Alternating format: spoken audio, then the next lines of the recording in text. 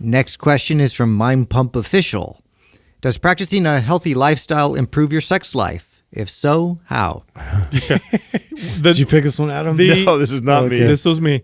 So this one cracked me up because towards the end of my personal training career, I was getting lots of referrals from the clients that I was working with. And towards the end there, a good chunk of my clients were in advanced age. So I would say towards the end there, at least 50 to 60% of my clients were, late 60s and up, many of them in their 70s, which is that's a big percentage of your clients. Usually you'll have maybe one client in that age group, but towards the end there, I had quite a few.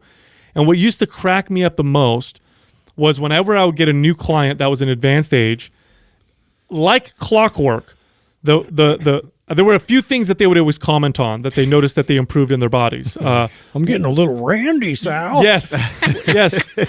One of them was like, oh, I feel a little stronger, or I have more energy. And always, they would always tell me that they were hornier, but in some way, shape, or form. And it usually started like this. They'd come up to me and be like, Is it normal? Hey, how's this conversation go, dude? Oh, I'd be like, hey, Susan, how you doing? Hey, Sal. They'd come in, and then we'd start our set or whatever, and then they'd be like, so what kind of effects does weight training have on the body? I'm like, well, build muscle, blah, blah, blah. I do my whole thing. Like, what other kind of effects? And I'd know already, right? My soldier was at full salute. Yeah, so I'd look at her and I'd be like, what else are you noticing? Are you noticing like more vigor?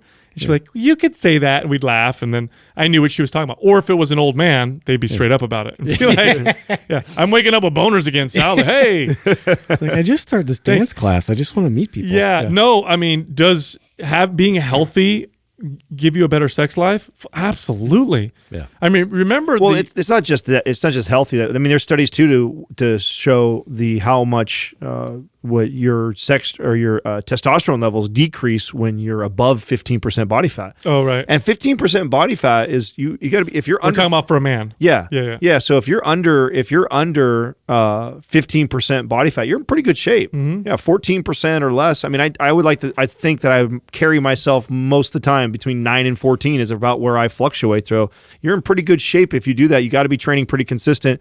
So somebody who's doing that is already going to naturally increase their testosterone levels.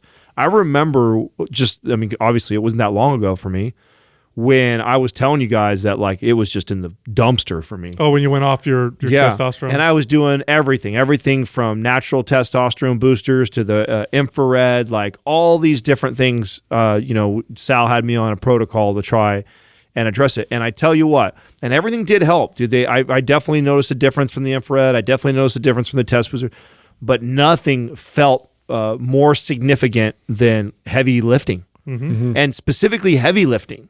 I noticed when I was like squatting or deadlifting. Now, what was heavy to me? I was a lot weaker, so heavy to me was almost 50% of what my load is right now. So I wasn't very strong, but challenging my strength like that and pushing those limits in squatting and deadlifting.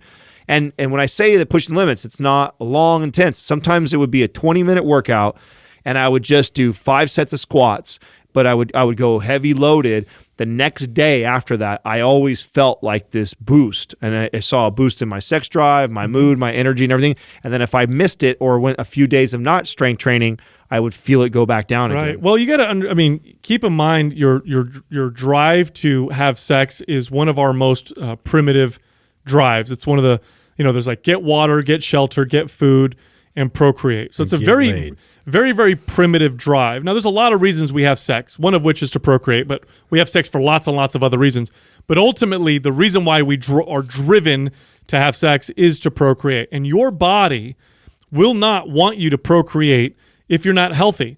And it makes perfect sense. Evolutionarily speaking, if you're not a healthy person, you're probably not healthy enough to take care of an offspring. If you're a man, you're not healthy enough to hunt and find food, or if you're a woman, you're not going to survive the childbearing process. And so you're going to lose your sex drive. In women, this becomes quite obvious. Their periods become, very erratic. Sometimes they'll lose their period. In men, sex drives goes down quite a bit, and their sperm count goes down.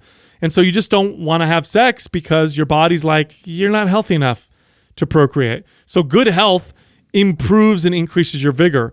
So physiologically speaking, yes, it puts you in a better place to have better sex. But there's also a psychological component. This is a big one. This is a huge one. when you exercise and you move and you're fit, you feel good you feel and good. you look good. You know what I mean? Nothing makes you, I don't know about you guys. exude that. Oh. That confidence comes through again. I think a lot of Totally. times people get inside their head too much, and then that's one of those things. It's just like a downward spiral. You start not thinking you're the best right now, so it kind of goes back and crawls back to its home. Think about it when you do something really awesome or you're feeling really good about yourself. It makes you more sexual. It makes you much more of a sexual person. Also, in modern times, a sex killer, absolute killer in modern times, is stress and anxiety.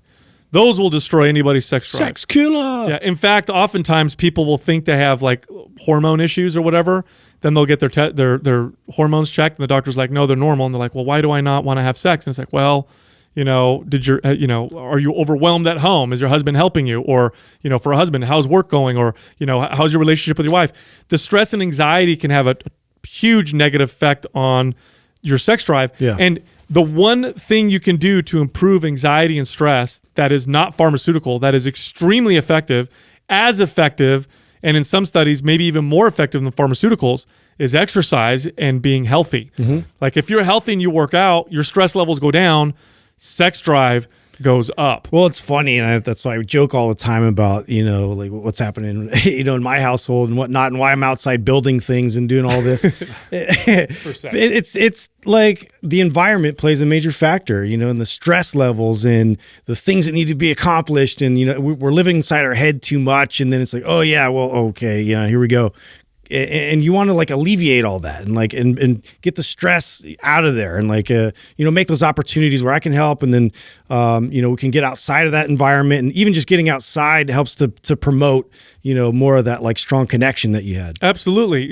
Having a healthy mind and body makes you want to connect and procreate or just have sex with people. It's one of the most effective things you could do. Anybody, and I'm sure there's a genetic predisposition for sex drive, and then there's lots of things in our lives that kind of affect that. But I like to think of it like almost everything else, that there's this range, and you can be in this real low range, and my low range may be different than someone else's low range, but I can make my range go up just by being healthier, getting good sleep, getting good sunlight, eating good food, lifting weights and exercising. It's going to give me, a better, healthier sex drive. And then in terms of this actual sex that you're having, well, I mean, if you're fit and healthy, you can do some moves. Yeah. Well, sex is it's a vigorous activity. I mean, it really is. You're moving, you're doing things, and being fit and mobile and having good stamina and energy. Do you think that'll improve your sex life? I think so.